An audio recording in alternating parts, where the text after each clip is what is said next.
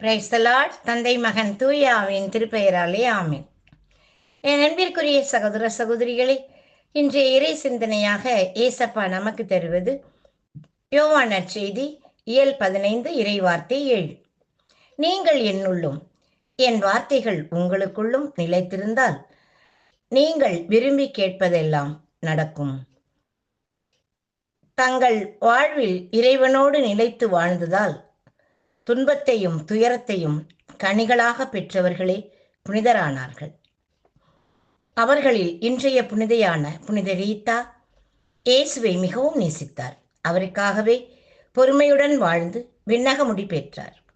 கைவிடப்பட்டவர்களின் பாதுகாவலி என திரு அவையால் போற்றப்படும் நம் புனித ரீத்தாவின் துயர் நிறைந்த வாழ்வை தெரிந்து கொள்வோம் வாருங்கள். இவர் இத்தாலி நாட்டில் கிபி 1381 பிறந்தார்.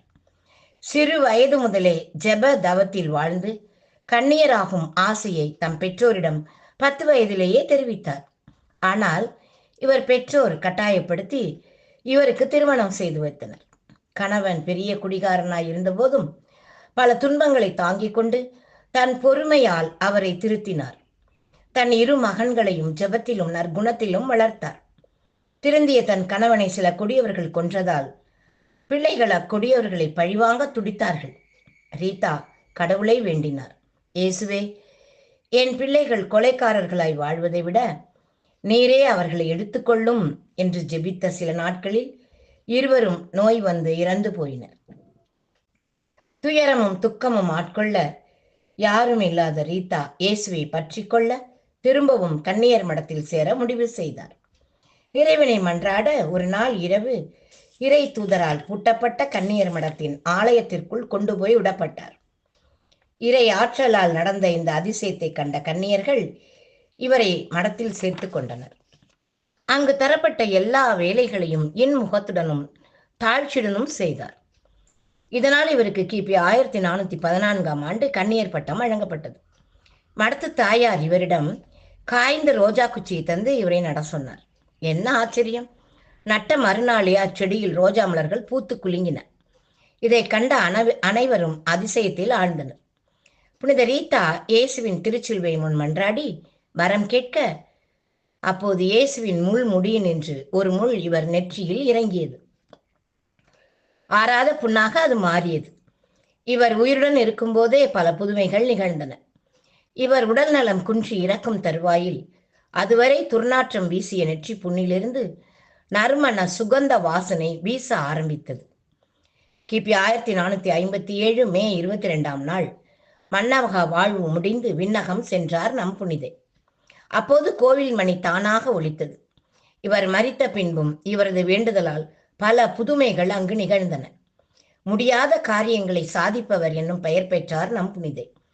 திருத்தந்தை 13ஆம் சிங்கராயர் இவருக்கு 1900 புனிதர் பட்டம் வழங்கினார்.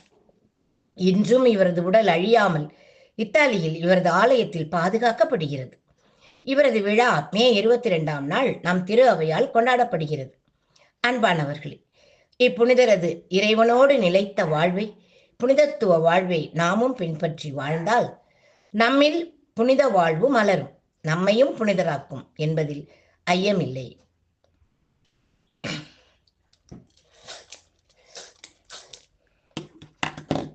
உன்னோடு நான் காணும் உறவானது உள்ளத்தை உருமாற்றி உனதாக்கிடும். பலியான உனை நானும் தினம் ஏற்கையில் எளியேனில் உன் வாழ்வு ஒளியாகிடும். உன் மீட்டலால் எனில் மாற்றங்கள், உன் தேடலால் எனில் ஆற்றல்கள், வழி தேடும் என்னை காக்க நீ வேண்டுமே. இறைவா இறைவா வருவாய் இங்கே, இதயம் அருகில் அமர்வாயின்றே. இறைவா இறைவா வருவாய் இங்கே, இதயம் அருகில் அமர்வாயின்றே. Praise the Lord. மரியே வாழ்க.